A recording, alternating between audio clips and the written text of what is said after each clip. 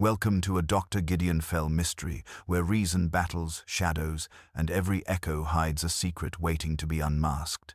A choir boy vanishes from a locked cathedral room, no exit, no trace, only a lingering voice in the vaults. Dr. Gideon Fell must prove that even miracles can be murdered. It always makes me happy to know where you're listening from. Tell me, are you someone who loves dark mysteries, impossible crimes, or clever detectives? What kind of stories pull you in the most? I'm always excited to read your comments, so don't just listen, join the mystery. Where are you tuning in from tonight? The evening began with music and ended in horror.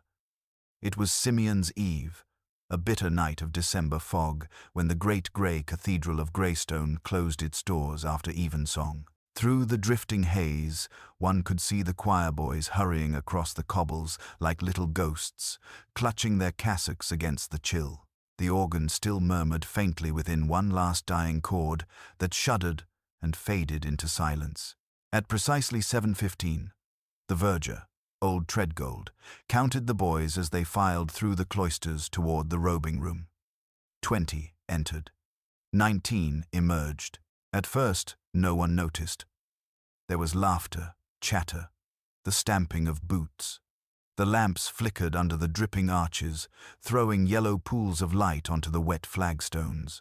But when Treadgold called for final dismissal and young Alan Durrant failed to answer, the echo of his name came back empty from the stone vaulting. The robing room door was locked from within. They broke it down. Inside, the choir stall stood upended, the cassock hooks bare, a small pool of water glimmering on the floor. Alan's surplice lay folded neatly upon the bench, beside his hymn book and a brass lantern that had gone out. The single leaded window was bolted. The fireplace was cold. No secret panel, no open vent, no hidden stair. And of Alan Durrant, 12 years, old, mischievous, red-haired, much too fond of adventure, there was no trace. When Superintendent Hadley of Scotland Yard arrived next morning, I accompanied him. I had been visiting Greystone to write a series of articles on English cathedral towns for the Daily Sentinel, and by ill fortune or good, I found myself drawn into the strangest case of my life. The cathedral stood like a fortress against the fog, its twin towers swallowed to the knees in murk. From somewhere high above, a bell boomed once, mournfully, as we entered the close. Hadley, burly and impatient as ever, stamped the frost from his shoes and looked about with distaste. "Ghost stories and publicity," he muttered. "That's all this is, a boy's runaway prank. Wait till I find out which fool locked that door." The dean, pale and anxious, met us at the chapter house. "Superintendent," he said gravely, "I assure you, this is no prank. The boy could not have escaped unseen. There were guards in the close, and no other exit from the robing room save the locked door you'll see yourself." "Locked from the inside," Hadley repeated. "From the inside, with the only key. That was the beginning. We were led through the echoing cloisters, where frost rhymed the windows like lace. The verger followed us, his lantern trembling in his hand. Every sound seemed amplified in the cold stillness, the creak of boots, the metallic ring of the key in the lock. When the door swung open, the room looked much as it had the night before, empty, silent. The faint scent of candle wax and damp stone hung in the air. Hadley examined the bolt, the hinges, the key. Nothing. He tested the window. It resisted stoutly, leaded panes unbroken, latch unmoved. He even knelt to look up the flue, which was far too narrow for a cat. "Well," he said, straightening with a grunt, "unless your choir boys can vanish through keyholes, I'll eat my warrant." "Or," said the dean softly, "unless something else took him." I confess I shivered. It was easy to imagine the shadows in that room taking on shape and purpose. We spent the morning questioning the boys. Each told the same story. Alan had been beside them during the closing hymn, laughing, whispering under his breath, earning a frown from the choirmaster. He had been last to leave the stall. Then, gone. One boy, timid and tearful, claimed he had seen Alan turn back, as though remembering something, just before the robing room door closed. Another swore he heard footsteps after the others had gone, but only faintly, as though muffled by heavy cloth. By noon, Hadley had exhausted every practical avenue. "Run away," he said firmly. "The boy's hiding in the crypt, or under one of these blasted pews. I'll have every inch searched." But even his gruff certainty could not mask the unease that clung to the place. The verger crossed himself whenever the cold wind rattled the choir stalls. The organist refused to practice alone. Rumors grew like fungus. The ghost of a murdered bell ringer, the legend of the vanishing psalm, the curse of Simeon's Eve. That was when I telephoned Dr. Gideon Fell. He received us that evening at his rooms in Hampstead, surrounded by tottering towers of books. The fire blazed. The air was thick with tobacco smoke and the smell of old paper. In one vast armchair sat Fell himself, immense, ruddy, and wheezing like a concertina, his round spectacles glittering as he regarded us. "Well, my dear Hadley," he boomed, "you bring me another locked door. I'm beginning to suspect you do it for my amusement. Sit down. There's beer in that jug, and you, young man," he pointed his cane at me, "have the look of one who's seen a ghost and wants to believe it. Tell me the story, and don't leave out the absurd bits." I did so, stumbling now and again under his genial stare. When I came to the part about the puddle of water, the bolted window, Fell leaned forward with a curious expression. "Water, you say? Fresh? Not from a leak?" "Yes, sir," I replied. The verger swore it hadn't been there earlier. He chuckled deep in his chest. Water, a closed room, a choirboy gone like mist, and all in a cathedral.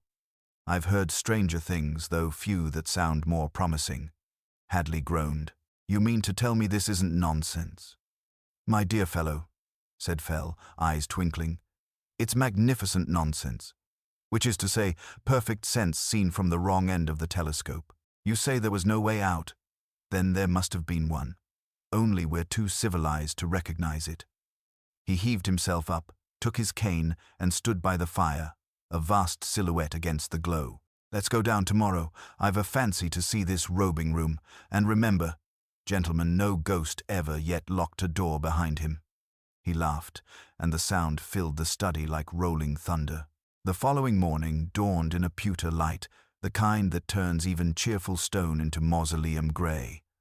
Frost glazed the pavements of the close, and the gargoyles wore white beards of rime. When our motor drew up before the cathedral, the air was brittle with cold, and the sound of our boots echoed like hammers. Fell, wrapped in a great ulster and brandishing his cane like a mace, surveyed the towering facade with immense satisfaction. "Magnificent," he wheezed. "Gothic architecture always did have a flair for melodrama.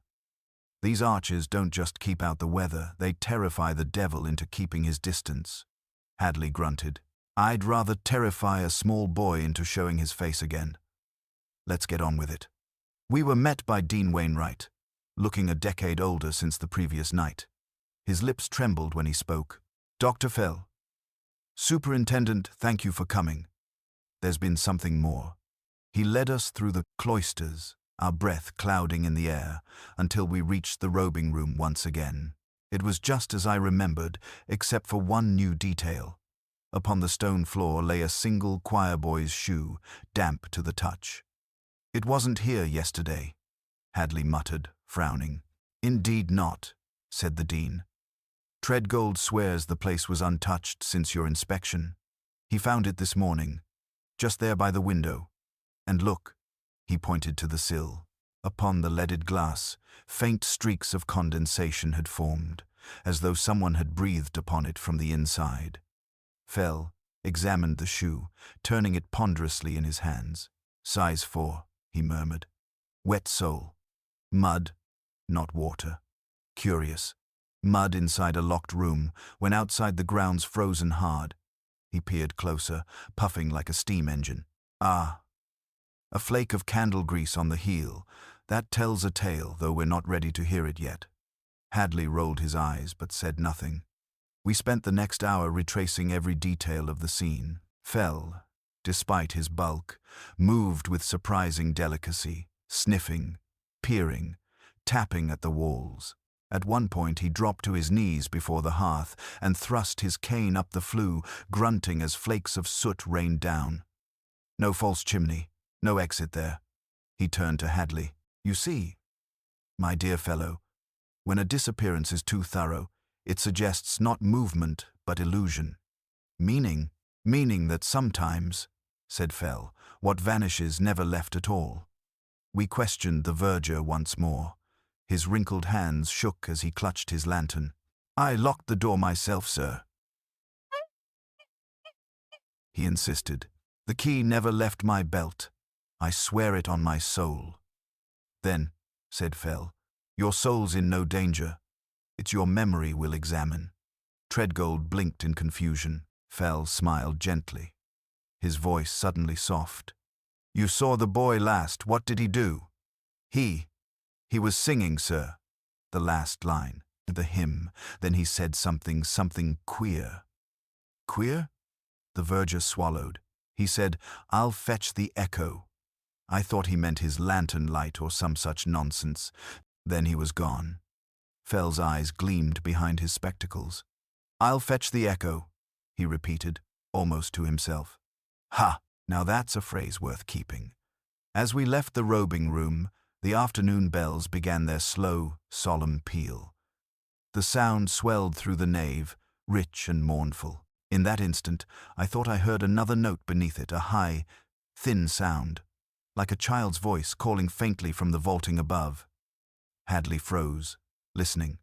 "You heard that?" Fell nodded once, gravely.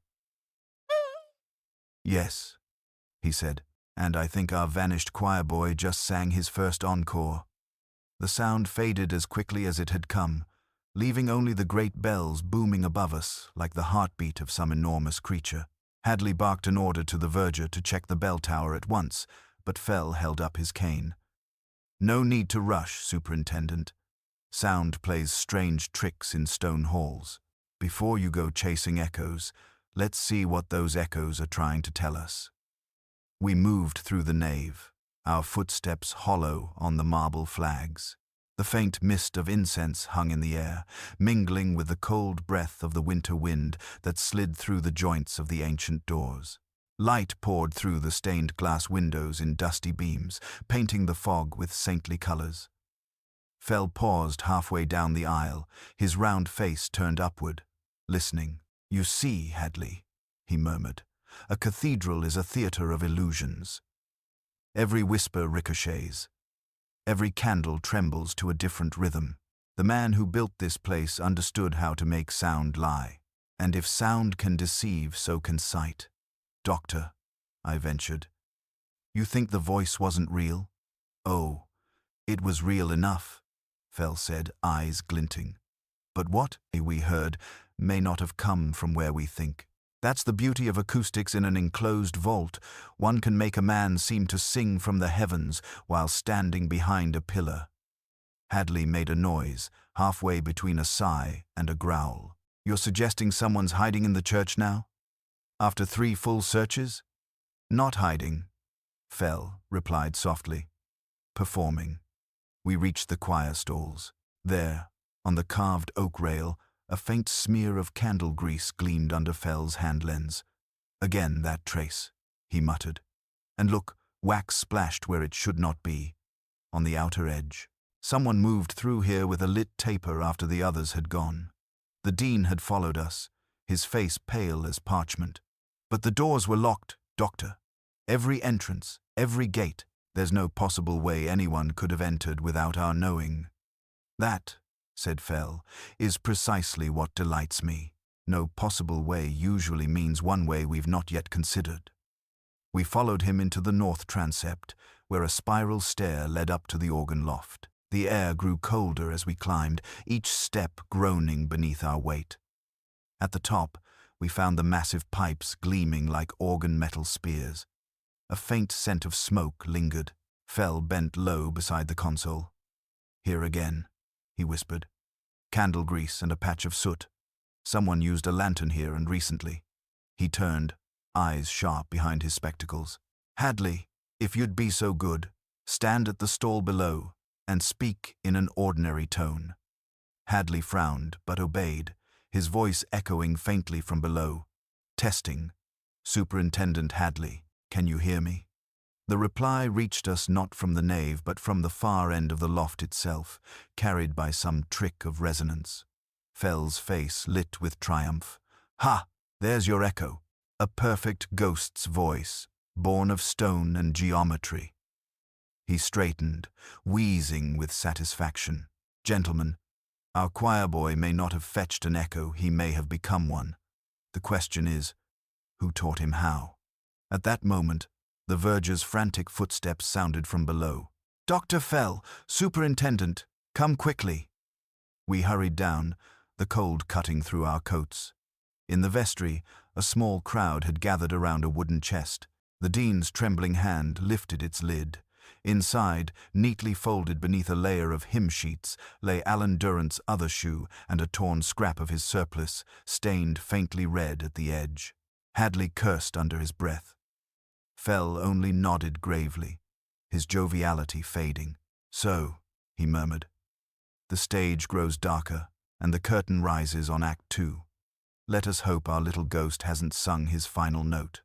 The discovery silenced us all. Even Hadley, who prided himself on a hide as thick as his overcoat, stared at the small relics as though they might move of their own accord. The faint blood on the white fabric looked horribly out of place against the calm neatness with which it had been folded. Fell's enormous shape loomed beside the chest, his cane resting on its rim as he gazed down, face unreadable. "Not much blood," he murmured. "Barely more than a smear, enough to alarm, not enough to kill. Which means either our choir boy's hurt and hidden, or someone wished us to think him dead." Hadley shut the lid with a snap. "Staged, then. I'll have the whole cathedral searched again. Cellars, roof, every coffin in the crypt if need be." "Do," said Fell absently, "but you'll find nothing unless you look with your ears as well as your eyes." We followed him out into the cloisters again. The light had begun to fade, and the great walls glowed a melancholy bronze beneath the lowering sun. Somewhere, high above, a rook croaked its desolate note. Fell's cane struck the stones in a steady rhythm as he walked. Deep in thought, "Consider," he said suddenly, "that chest, placed in the vestry, among hymn sheets, as though chosen for symbolic effect. Whoever did this wanted us to see it, wanted to write a message in ritual form. Shoes, surplice, a touch of blood. Echoes of purification, of sacrifice. We are not dealing with a random killer, Hadley. We are dealing with someone theatrical." The dean, following close behind, let out a faint gasp. "Surely, Doctor, you cannot mean—" "Mean?" Fell turned, puffing. "My dear sir, I mean only that your cathedral, for all its holiness, is a stage, and someone in your company has written himself a starring role." Hadley, impatient with abstraction, stalked ahead toward the nave. "You and your metaphors, Fell. I want hard facts. Who had keys? Who came and went between evensong and morning?" The dean hesitated, twisting his gloves. "Only a few, Superintendent. Myself, the verger, the organist Mr. Stokes, and Canon Barlow. The sexton left at dusk, he's ill and bedridden. And of course, the choir boys, who departed after service. Except one," Hadley muttered. "And I'd like to question the organist next." Stokes was found in his lodgings across the close, a nervous, spindle-limbed man with spectacles and fingers stained by years of polishing organ keys. He welcomed us with visible unease. "I've done nothing wrong," he blurted before anyone spoke. "You'll not put this on me, Superintendent." "Then answer plainly," said Hadley. "You left after practice?" "At 7:15. The verger can tell you I was with him." Fell eased himself into a chair that creaked under his weight. "You hear the bells often enough, Mr. Stokes. Tell me, have they seemed strange of late?" The man blinked behind his glasses. Strange? No, save for that echo last night. I thought it an overtone, perhaps a misstruck note. An overtone, Fell repeated, smiling faintly. A ghost's harmony, eh? Tell me, did young Allen ever spend time near the organ? Yes, quite often, said Stokes. He was fascinated by the pipes, the way sound filled the church. He'd creep up during rehearsals and hide among the pedals. Once, I nearly trod on him. Fell's eyes gleamed. And the boy knew how the pipes carried sound, how the whisper of one voice could bloom like a chorus. I suppose so, Stokes admitted. He was clever in that way, too clever. Hadley leaned forward. Could anyone hide inside the organ case? The organist looked scandalized. Certainly not. The space is narrow, full of mechanisms. A man would suffocate. Yet, Fell said softly, a small boy might manage for a time if he had a candle. The room fell silent. Outside, the bells tolled the half-hour, the sound rolling like distant thunder. Fell stared at the window, his reflection large and dim in the glass. He wanted to fetch the echo, he murmured. Perhaps he found it, and perhaps someone else found him. Hadley's expression darkened as he paced the cramped sitting room. You mean to tell me, he said, that a child crawled inside that contraption and vanished into thin air? Nonsense. We'd have heard him, seen some sign. Fell chuckled softly, the sound like a kettle coming to boil. Oh, I didn't say he vanished, Superintendent. I said he might have hidden there briefly, but if someone else knew his habits, they could have turned that hiding place into a death trap. The organist flinched, his fingers tightening on the back of his chair. A death trap? My dear sir, I know one touches that mechanism without my supervision. Yet someone did, Fell said, his voice mild. Someone who knew how sound moves, how it deceives. The grease marks, the soot, the misplaced wax, these are not the work of a child. No, Mr. Stokes. Someone older, practiced, used to handling delicate machinery, someone who could move quietly among pipes and pedals. Hadley's gaze bored into the trembling man. You, for instance. The organist's lips trembled. I swear to you, I had no part in this. I left when I said, the verger can prove it. Fell raised a calming hand. I'm not accusing. I'm listening. Every instrument tells its tale if you know the tune. He turned toward the window, where twilight was settling into violet gloom. You say you left at 7:15. The boy disappeared at that same hour. Tell me, did you notice anyone lingering in the choir loft? Stokes hesitated. I thought I saw Canon Barlow. At least, I heard his voice. He often comes to say evening prayers before the candles are out. I called good night, but he didn't answer.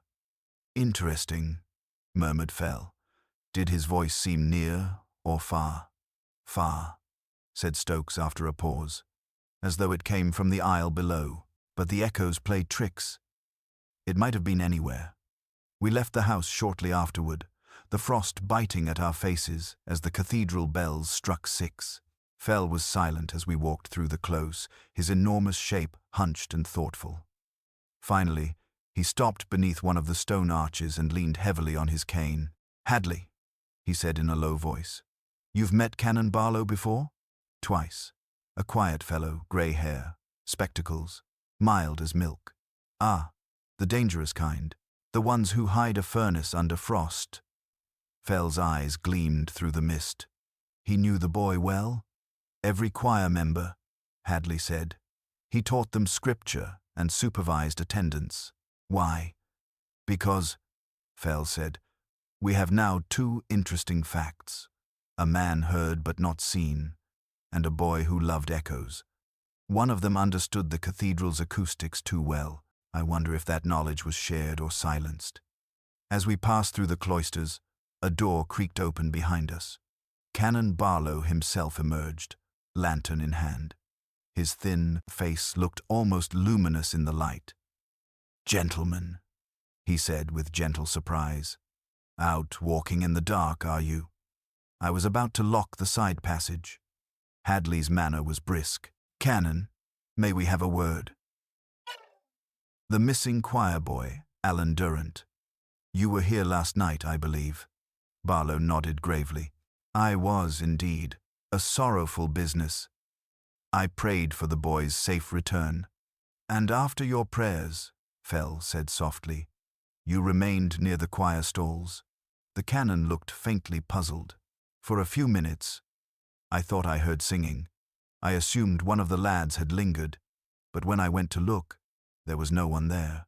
Fell's cane tapped once against the stones. Singing, he repeated. A pity you didn't follow the sound. I did, said Barlow quietly, but it led me in circles, like a voice calling from the walls. Fell's laughter, low and rolling, startled even Hadley. Ah, now we're getting somewhere. Voices that move without bodies, shadows that pray.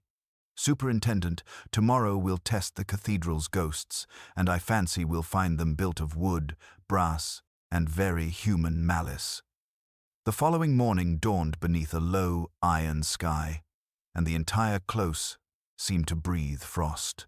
Every window pane was opaque with condensation. Every step on the flagstones cracked like ice underfoot. Inside the cathedral, the air smelled faintly of extinguished candles and damp stone, a silence so complete it felt almost conscious, as if the building were holding its breath. Dr. Fell arrived early, bundled in his cape and muffler, a walking fortress of wool and good cheer. He brought with him a thick notebook, several pieces of chalk, and a folding mirror which he set on the nearest pew with ceremony. Hadley eyed the assortment with suspicion. What's this? A conjuring act? Nothing of the kind, said Fell, puffing as he bent to draw a circle of chalk on the marble. We're going to map the cathedral's lies. When a building of this shape whispers, it never whispers truth. The dean, who had joined us reluctantly, looked more than a little alarmed as Fell began striking matches and setting small tapers at intervals along the nave. Their flames shimmered in the draughts, throwing shadows across the pillars like silent sentinels. Fell took his place in the choir stalls and signaled to Hadley. Now then, Superintendent, call out the boy's name. Hadley folded his arms. Alan Durant, he shouted. The name seemed to leap from wall to wall, bounding upward into the vaulting, then returning in ghostly fragments. Alan, Alan, Durant, until it died in a hollow whisper. Again, said Fell. Hadley obliged, his voice booming louder. This time, the echo came from a different quarter entirely, the triforium above the north aisle. Fell pointed with his cane.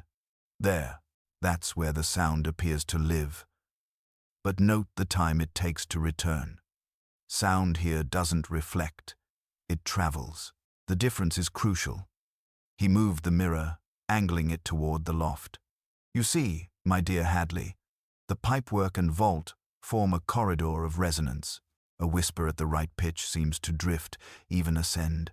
Imagine what a clever boy and a cleverer adult could do with that. The dean clasped his hands. You think someone used the cathedral's design to what? Lure him? Perhaps, said Fell. Or perhaps to conceal him. We followed him up the narrow spiral staircase to the organ loft once more. The candles below were no more than trembling stars in the gloom. The great pipes loomed before us like a wall of metal trees. Fell ran his gloved fingers along the frame, muttering to himself.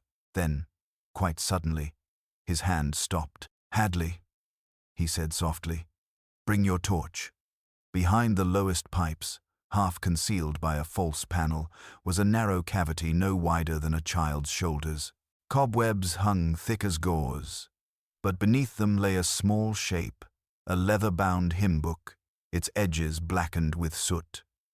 Fell picked it up carefully. Inside, the cover was written, in childish scrawl, Alan Durant, Treble Choir. The dean gasped. Good Lord, how did that get there? Exactly the question, said Fell. He sniffed the pages. Smoke. Not from the hearth, this is candle smoke, recently made.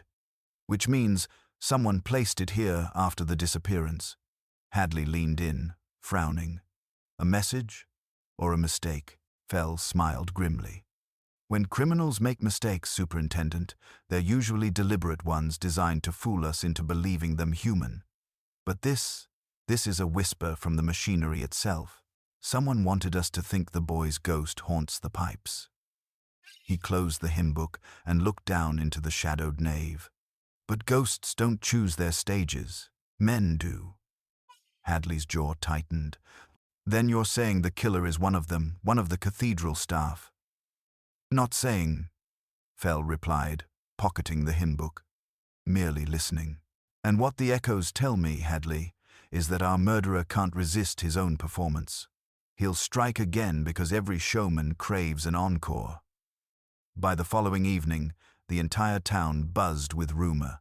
Word of the vanishing choirboy had spread far beyond the close, each telling more grotesque than the last. Some said the boy had been taken by the cathedral's ghosts, others that he'd fled with smugglers through forgotten tunnels under the crypt. The dean pleaded for silence from the pulpit, but the congregation only listened with wider eyes. Fear had taken root, and it clung to every pillar and pew.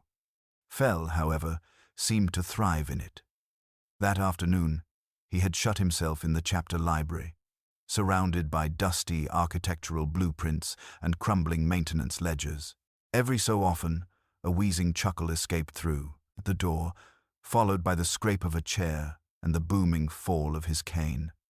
When at last he emerged, his great face was flushed with satisfaction. "My dear Hadley," he said, "I've found something more enlightening than a confession. I've found a corridor that doesn't exist." Hadley stared at him, exasperated. "You'll have to speak plain English, Doctor." "Plain English won't do justice to ecclesiastical deceit," Fell declared, thumping the rolled parchment on the table. "Here, see this plan." The 1827 restoration added a heating conduit behind the organ loft, supposedly sealed off 30 years ago. Yet, there's no record of it ever being bricked properly. A passage. Superintendent, a narrow run through the wall itself, leading from the loft to the sacristy stair. Hadley's eyes narrowed. "You're suggesting someone used that to move unseen?" "Not suggesting, asserting," Fell said. "And I'd wager my last pint of ale that our missing boy or his captor passed through it." Within the hour, lanterns were fetched, and the search began. The entrance was found behind the same false panel where the hymn book had lain. It opened with a long groan of hinges that hadn't moved in years. The air inside was thick and stale, tasting of stone dust and candle smoke. We went in single file, Hadley first, then Fell, then I with the lantern shaking in my hand. The passage was scarcely 4 feet wide and sloped downward. Spider webs brushed our faces, and once I thought I heard something scuttle in the dark ahead. After perhaps 20 yards, the tunnel forked. One path led toward the sacristy. The other, descending steeply, vanished into deeper shadow. "Wait," Fell murmured. "Do you smell that?" I did. A faint sweetness, oddly cloying, beneath the must of old mortar. Fell's cane tapped the stones, then stopped against a small object half buried in dust. He bent with surprising agility and retrieved it. Stub of wax candle, burned nearly to its base. "Lantern grease, soot, wax," he said. "Our holy trinity of clues repeats itself. But note, this candle was extinguished suddenly, not burned out. Someone panicked down here," Hadley grunted. "And with reason, if they couldn't breathe. This air's thick enough to choke a rat." We pressed on. The lower passage widened abruptly into a small stone chamber, perhaps 10 feet across, with remnants of scaffolding and tools long abandoned. In the corner stood a broken wooden ladder leading upward into darkness. Fell raised the lantern, and for a moment the flicker caught something pale and torn hanging from a beam, a fragment of linen. Hadley snatched it down. "Part of the surplice," he muttered. "The same weave, same stitching. He was here." Fell nodded gravely. "Here and gone again. The question is, by what road?" He turned the light toward the ceiling. There, almost invisible among the shadows, was a circular opening rimmed with iron. A ventilation shaft, perhaps once used for the heating flue, ran vertically into blackness. Small enough to trap a man, Fell said softly, but just wide enough for a child. The three of us stood silent, the wind moaning faintly through the stone. Then Fell looked at Hadley with a strange light in his eyes. "Superintendent," he said, "our phantom passage sings louder than any ghost. It's time we asked who in this cathedral knows the tune by heart." That night the cathedral was closed to the public, but its silence was not empty. The police patrolled the close, their lamps bobbing like will-o'-the-wisps through the fog. Inside, Hadley, Fell, and I remained in the nave, the air thick with the smell of cold stone and extinguished wax. The lantern's light threw long, skeletal shadows up the pillars, and the faint drip of water echoed from somewhere deep in the crypt. Fell had set a chair at the center of the choir, directly beneath the vault, and sat there as still as an idol, hands folded on his cane. He had ordered all sound stilled, no footsteps, no whispering until the very air felt brittle. Then, at length, he spoke. "You see, my dear Hadley," he said softly, "we are no longer hunting a missing boy. We are tracing a performance, the echo of an echo. A man who commits murder in a church doesn't think in terms of blood or concealment, he thinks in terms of drama. And this one has written his scene carefully." Hadley rubbed his chin. "You mean the passages? The echoing voice, this is all staged?" "Precisely," Fell said. "Every gesture meant to suggest impossibility. But such men are prisoners of their own showmanship. They can't resist an audience. He'll return to his stage because without it, his masterpiece is unfinished." The dean, standing uneasily behind us, wrung his hands. "You expect him to come back here? Tonight? I'd wager a pint and a prophecy on it," Fell replied cheerfully. "You see, he's forgotten one thing: performers crave applause." The cathedral clock struck 11, each chime rolling like thunder through the stone. The sound had barely died when something stirred above us. A faint clatter, like metal shifting against wood. We all looked up together. The great organ loomed black in the loft, its pipes gleaming faintly. Then, just for an instant, a light flared there, a tremulous orange glow that moved, then vanished. Hadley's hand went to his revolver. "There. Someone's up there. Wait," Fell commanded.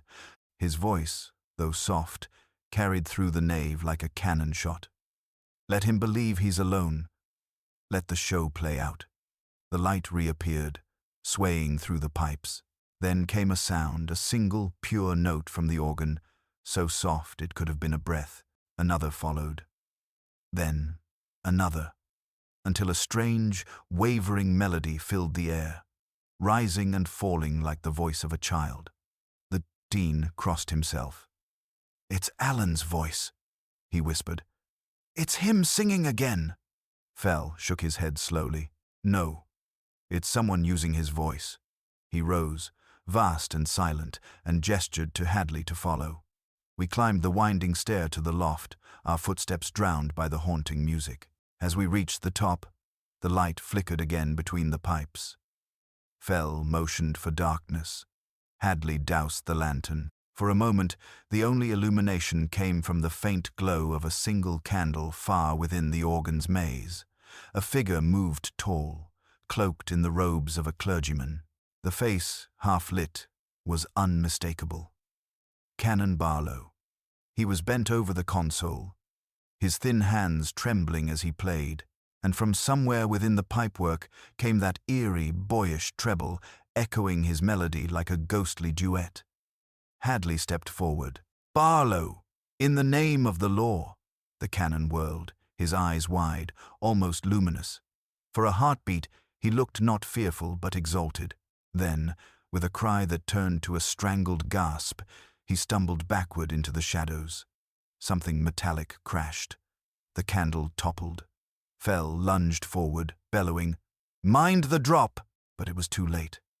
The floorboards gave way under the canon's weight, and his body plunged into darkness, vanishing with a terrible echoing thud from below. For several seconds, no one moved. Then Fell's great voice, low and sorrowful, filled the silence. Ah, Hadley, he said. The curtain's fallen, but not, I fear, the final act. The echoes of the fall rolled through the cathedral long after the sound itself had died. For a moment, none of us spoke. The silence filled only by the faint groan of timbers and the steady drip of melted wax somewhere in the darkness below. Then Hadley, pale but resolute, drew his torch and began the descent. Fell followed, slower but with grim determination, his cane clacking against the stone with each deliberate step. And reached the nave floor, the light from Hadley's torch caught the canon's crumpled figure among a scatter of broken planks and splintered pipework. His robe was torn, his spectacles hung from one ear. But as Hadley knelt to check for a pulse, the canon's lips moved faintly. "Stop," he whispered. "Don't." The voice. Fell bent close, his enormous form looming in the flickering light. "The voice, my dear fellow? You mean the echo?" Barlow's eyes fluttered open for a moment. "It's still there. It won't stop singing." Then his head turned sharply aside, and he went limp. Hadley straightened. "He's alive, but barely. Get the ambulance man quickly." While the constable ran off, Fell stood gazing down with an expression that was neither pity nor triumph, something more troubled. "Hadley," he said quietly, "he's not the monster we thought. Not quite. His was the hand that played the music, but someone else wrote the score." "What are you talking about?" "Patience," Fell replied, puffing slightly as he turned toward the shadowed organ loft. "If you'll help me up there again, I'll show you the rest of his stage trick." Back among the pipes, Fell examined the collapsed flooring and the tangle of wires beneath. "See this?"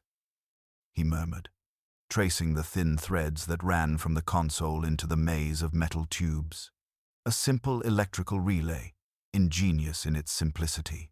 When the canon pressed certain keys, it triggered a small gramophone hidden within the pipework. The boy's voice was recorded, not sung, and I fancy the record was made before Alan vanished. Hadley frowned. "Then Barlow planned all this? To make it seem the boy's ghost haunted the cathedral?" "Partly," Fell said. "But the question remains, why? Barlow was no sadist. He loved this place, yet he played a dangerous part, likely coerced. Someone else devised the miracle, someone who understood both acoustics and psychology. Someone who could make a man like Barlow believe he was serving God by creating a ghost." As he spoke, Fell's torchlight caught a glint among the debris.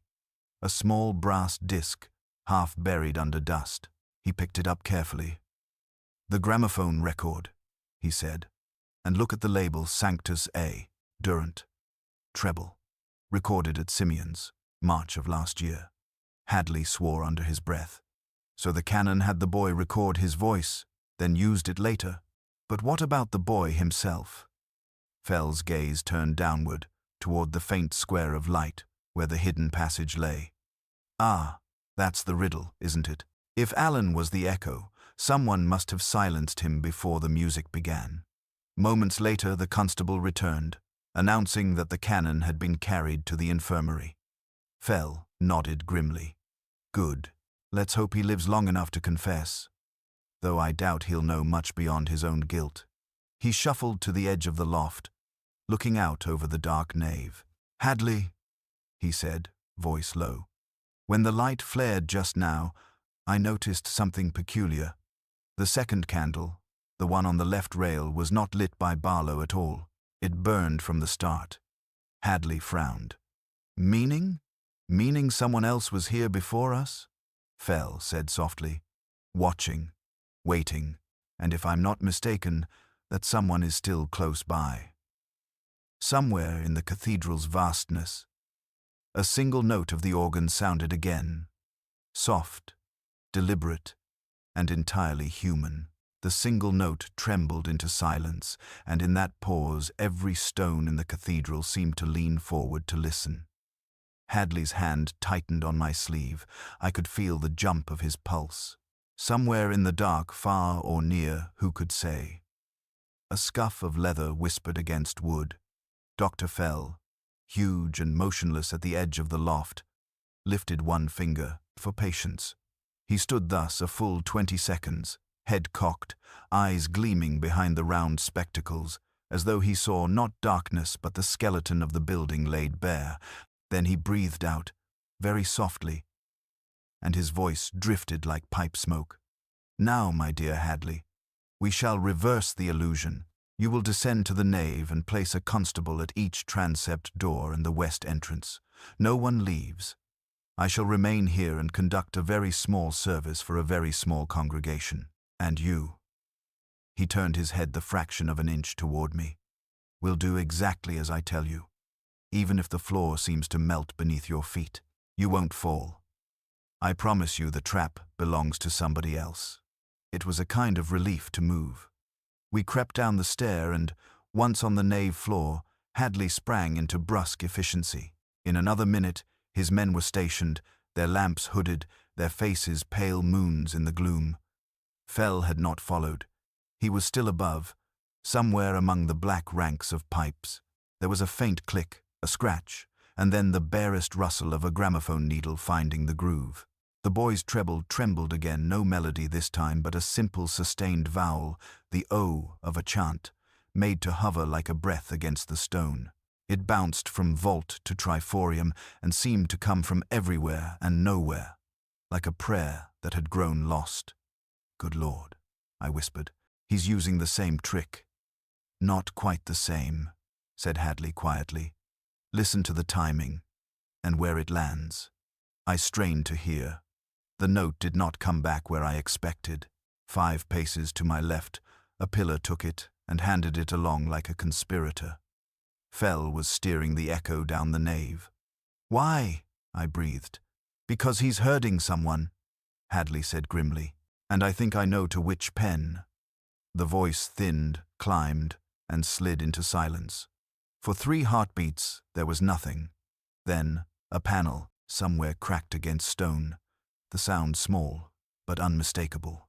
Hadley was already running. I pelted after him, lamp pitching, breath smoking in the cold. He cut right across the nave to the north aisle, then into the side passage where the vestry lay.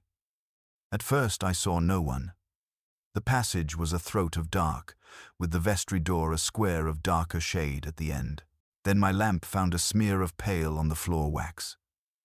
Not a puddle, a trail, like the tear of a candle carried too quickly. It led toward the little door that gave onto the robing room from the side passage, a door we had opened and shut a dozen times in the last 2 days. It was locked now. The key, we had been told, never left the verger's belt. Hadley did not waste a second. He snapped an order. A constable had the verger by the elbow in a trice, jangling keys. Old Treadgold's face was the color of tallow, his eyes starting. "I never by heaven. I never—" "Open it," said Hadley. The key turned with horrible neatness. The door swung in with a sigh. My lamp painted the familiar room, the bare hooks, the bench, the cold hearth, the little bolted window and, halfway across the floorboards, a damp shoe print that had not been there an hour ago. The print was small, the heel worn, the toe scuffed. It matched the size of the shoe we had found that morning. "Stand still," said Hadley, his voice level as a blade. "No one moves. Where's the bolt string, Doctor?" "Top hinge," wheezed, fell from the doorway behind us. He had come upon us like a conjurer stepping from a shadow, spectrally huge in the lamplight. "There's fraying on the screw, no? Then try the jam just so. Do you see, Hadley?" A thin gut line led through the crack at the top, down the outer side, and could be pulled to shoot the bolt after the door closed. That's why the verger's conscience felt clear. He closed a door that later locked itself. Treadgold made a choking sound. "Doctor, I swear. I've no doubt you swear." Fell said quite mildly. "You have been sworn at and sworn to all your life. But look at your lantern. The wick's been trimmed poorly tonight, and the edge of the glass is smudged just so by fingers that have handled much wax and little conscience. Did you not notice when you fetched this particular lantern? It is not the one you carried this morning." He tapped the rim of the glass with his cane. "And there is candle grease on your belt." The old man sagged as if the bones went out of him. Hadley took him, not roughly but with a dreadful efficiency, and set him on the bench. "You'll speak when I ask you questions, not before." Fell had crossed to the window. "Do you remember the condensation here?" he asked me, almost absent-mindedly, peering at the leaded panes.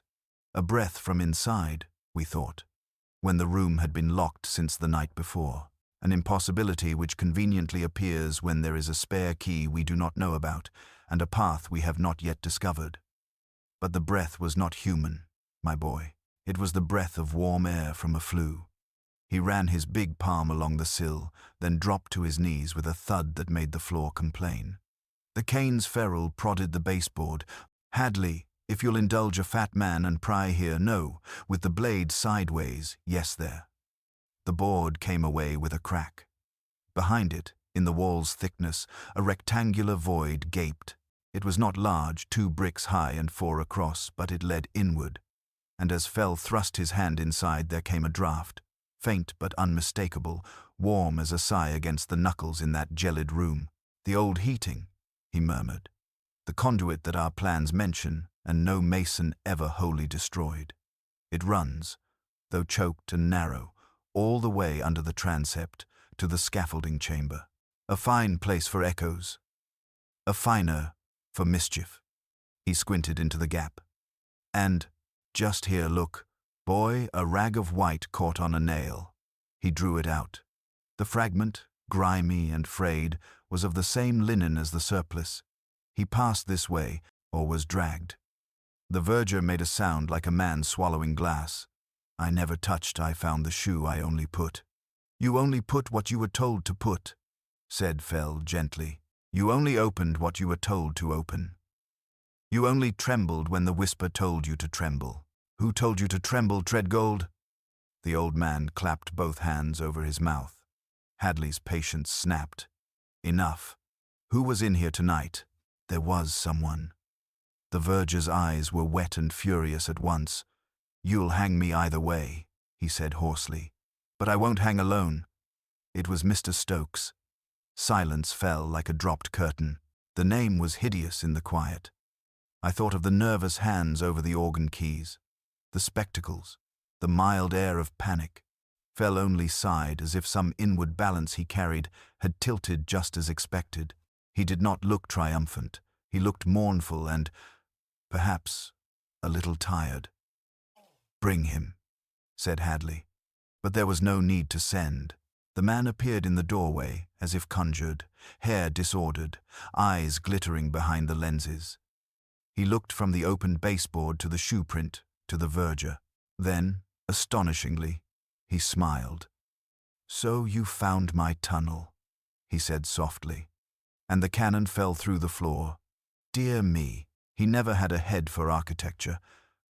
Hadley moved like a striking cat. In a second he had Stokes by the collar. The organist did not struggle.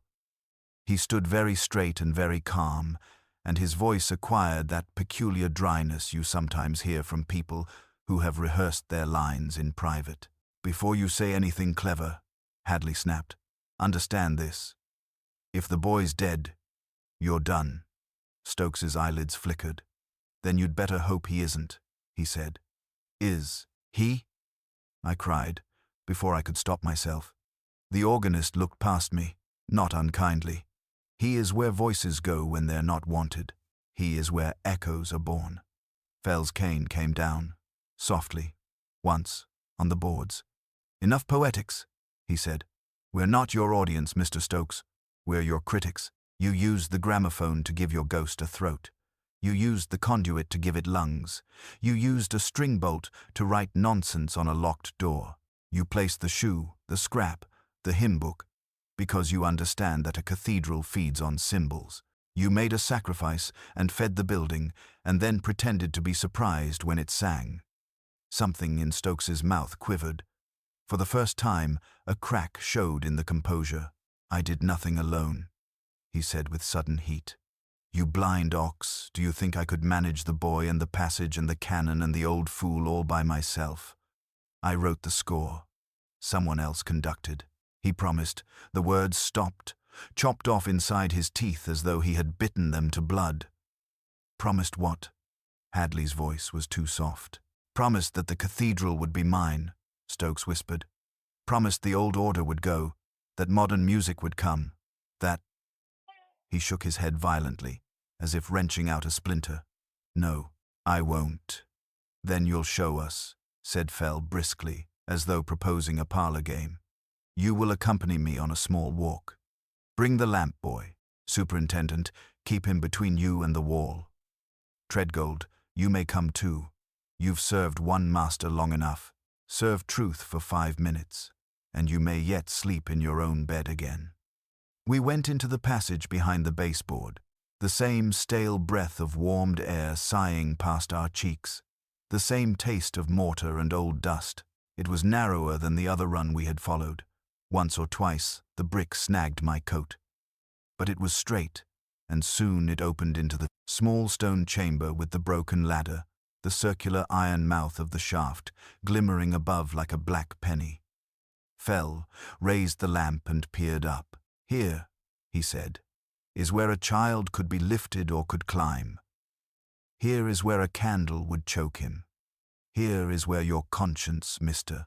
Stokes, came to practice scales. I never meant," the organist's voice cracked. "I never. It was rehearsal, only rehearsal. We were to make a miracle without harm. And when the miracle harmed?" Fell asked, not unkindly. Stokes shut his eyes. "The canon said it was the will of God. He said the boy had been chosen. He said if we made the congregation believe, the dean would yield the music to us, new music, modern, not the old stuff. He said the boy would be found unharmed at the last minute, and the wonder would be complete. But the boy panicked." He struck his head. "There was blood only a little." He swallowed. "I told him we must stop." He said, "We can't. The city expects a ghost now." He took the boy. He told me to keep the voice alive. He promised, oh, yes, he promised everything would be set right. Hadley's breath hissed. "Barlow." Fell shook his head. "Barlow played what he was told to play. He preached the performance because he believed the building wanted it. He is an accessory, so is this one. But the principal? No, the principal isn't a man of hymns." From somewhere above our heads, a tiny, unmistakable noise came down the shaft. It was not a voice, not exactly. It was a cough, a dry, frightened little cough, like the echo of one I had heard at home during a winter bout of bronchitis. The lantern trembled in my hand. "Alan," I whispered. Fell's head snapped up. "Hush!" The cough came again, faint, but there. Hadley moved first, cat-quick, to the broken ladder. Fell's arm shot out, iron hard. "No climbing, Superintendent. It won't bear you. Use the other end." His cane thumped once against the base of the shaft. "There's a maintenance hatch above, in the north transept wall. I saw the rivets this afternoon, behind the funeral plaque to Bishop Withers. The opening is disguised as a vent. That is where our showman spies. That is where he hid the child. Go, man, take 2 constables through the north aisle, and wrench that vent like the devil himself." Hadley did not argue. He was gone like a thrown knife. We were left in the dim chamber, the light breathing on the old tools, the circular black up there listening back to us. Stokes had his face in his hands, making tiny, dreadful noises. Treadgold sat on an upturned crate, gutting the truth from himself with each breath.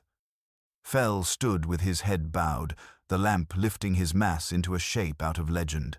Above us there was a rattle, then the iron ring of something torn. A shout, Hadley's voice. "Here, easy, lad, easy!" And a thin cry that made my bones run with weakness. 2 minutes later, an eternity, they came to us, not by the shaft, but by the passage. Hadley first, white and blazing, with a small boy bundled in his overcoat like a rescued bird.